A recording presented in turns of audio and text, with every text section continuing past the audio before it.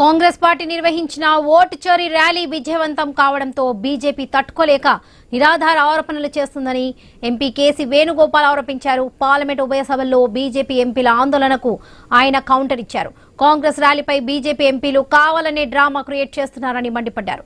మోదీపై కాంగ్రెస్ నేతలు ఎవరైనా వ్యాఖ్యలు చేశారా అని ప్రశ్నించారు. ఇటీవల పార్లమెంట్లో అమిత్ షా ఎలా మాట్లాడారని గుర్తు చేశారు. బీజేపీ ఎంపీలు కావాలనే రాద్ధాంతం చేస్తున్నారని కేసీ వేణుగోపాల్ అన్నారు. Baseless drama they are created today. I think it is because of the biggest successful conducted rally. But what they are blaming, I asked Kiran Rijiju. Any Congress leader spoke about it. They are telling some people in the rally, they are telling all these things. These are baseless. We don't know. Lakhs of people are participating in the rally. It is not our customs to blame, use dirty language, unacceptable language against any political leader, even though they are our political enemies. Our party's policy is not like that.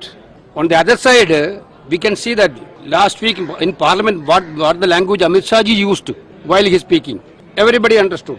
What he talked about Saugadra ji also everybody heard.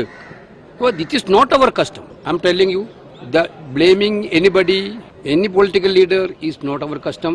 Using bad language against any political enemies is not our custom.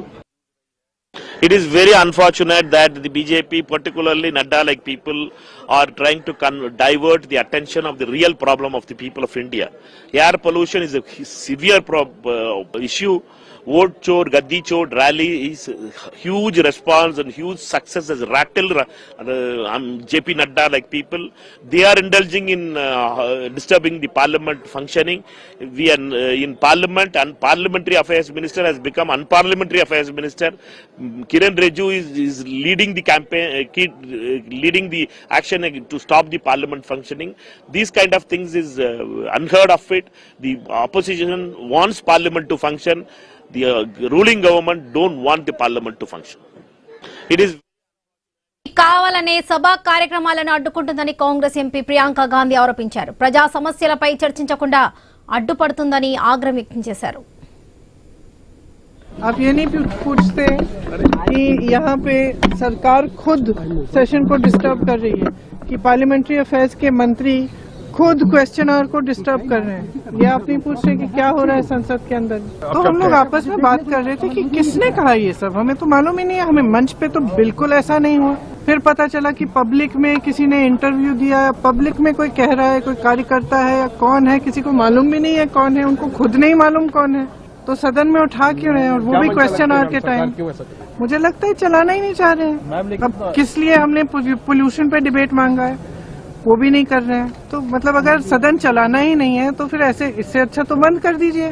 कम से कम जितना pollution, हमारी सारी गाड़ियां जो है, सब लोग 10-10 गाड़ियां लाते हैं सिक्योरिटी की, जितना पोल्यूशन फैला रही है वो तो बंद हो जाएगा.